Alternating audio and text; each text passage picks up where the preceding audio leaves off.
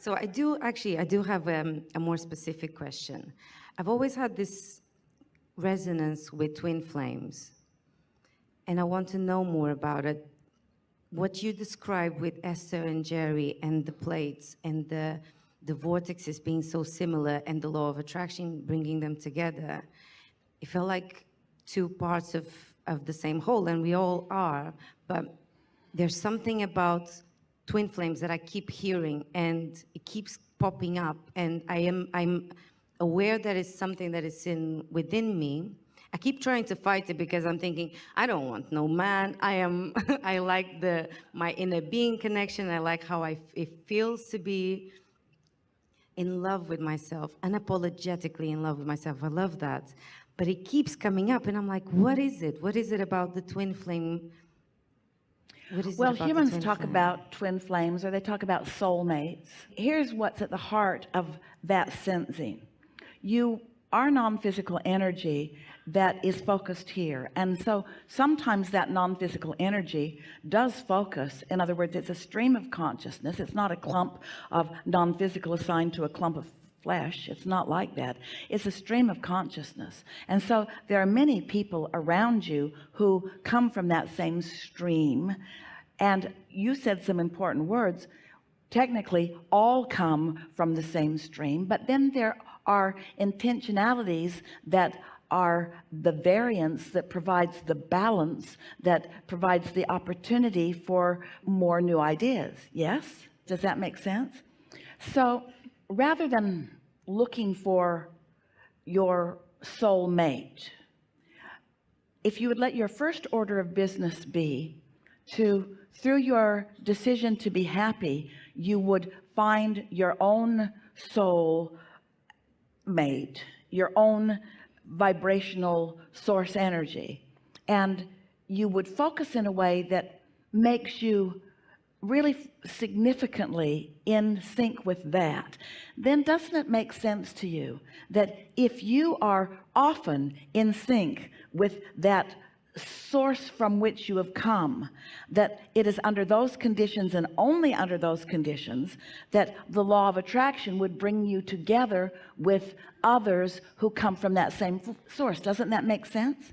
So let's speak it more practically than it really is. Often as we try to describe non-physical in a way that is meaningful to physical consciousness, we distort it just slightly because it's not quite like that. But let's say that you do have a soulmate or a twin, and you're both coming into physical experience, and you're born in different parts of the world, and you're born to different parents, and you're born with different intentions, and you're living different lives, and the contrast is serving you, and you're each individually discovering who you are from your interaction with life, and you innately want to feel good, and so you are finding more and more reasons and desires to move in the direction of what feels good, and you discover the power of meditation and really hooking up with who you are, and you're tuned in, tapped in, turned on a lot of the time, but the other one isn't. The other one is still in struggle. So you're in harmony with the soul of who you are, but the other is not. So law of attraction is not going to put you together,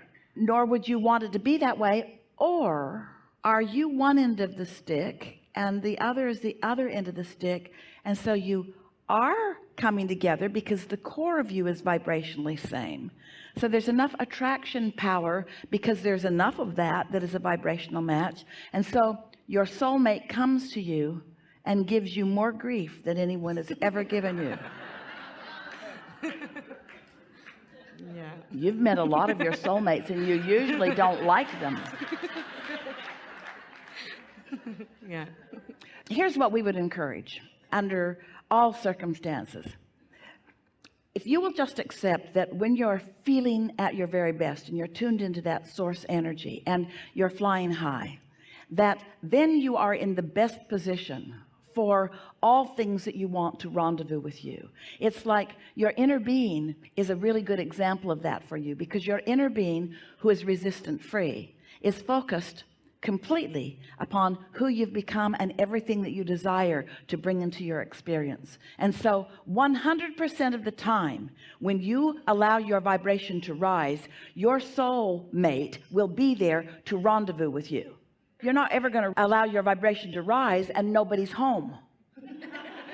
It's not going to be like that. And so if you then are wanting to rendezvous in your physical setting with others who are there, don't you want to be there 100% of the time, or as close to it as you can, to give them the opportunity that if they are in the vibrational vicinity, that they have the impulse to go where you are? That's what that urge is that we were talking about earlier. In other words, when you let tuning into who you are be your highest priority, and you get really good at it, which means you're a mastery of step 3, you're in the receiving mode a lot of the time, really a lot of the time, doesn't it just make sense to you that the things that you want would have a better opportunity to rendezvous with you if you're not up and down and up and down? Haven't you had experiences with people where they're feeling good and you're not, and you're feeling good and they're not, and they're feeling good and you're not, and you're feeling good? And so it sort of goes like this, and you sort of have this relationship where you care about each other, but you're just not hooking up. You're zigging and zagging because you're never in the same place at the same time. Well, what if you were mostly there and they're zigging and zagging? Oh, this is fun. Not. Oh, this is really fun. Not so much fun. Oh, this is really fun. Not so, but at least it's not going like this so that you're never rendezvousing. You don't want to rendezvous when you're not feeling good. You do a lot of that, have you noticed? You want to rendezvous when you're feeling good. So you want to be like your inner being as much as you can right there. Years ago, Kate was really little, granddaughter Kate, and she was at that time an only child. Her little brother wasn't there yet, and every night she crawled in bed with mom and dad, and every night they said, tomorrow night we're going to stop this. And every night she crawled in bed with mom and dad. And then one day, Tracy, her mother, said, you know, Kate, Grandma would be really sad if she knew you weren't sleeping in the beautiful bed she bought you. And Kate said, Grandma's never sad.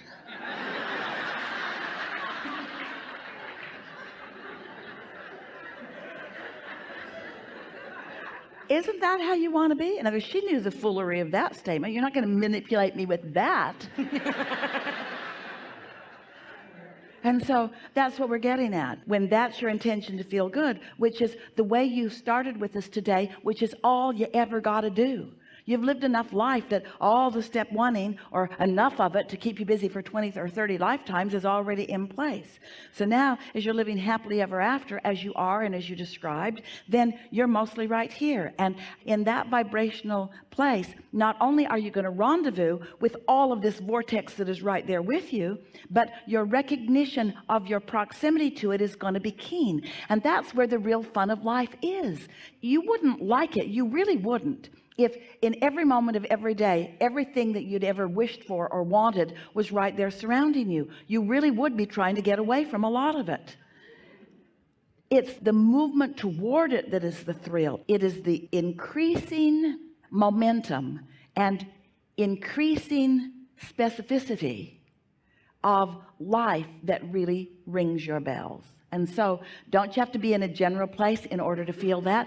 Don't you enjoy your meals more when you're just a little bit hungry? If you were satiated all the time, if you were full up to your gills, would you really want, this is the wrong group to speak to about that.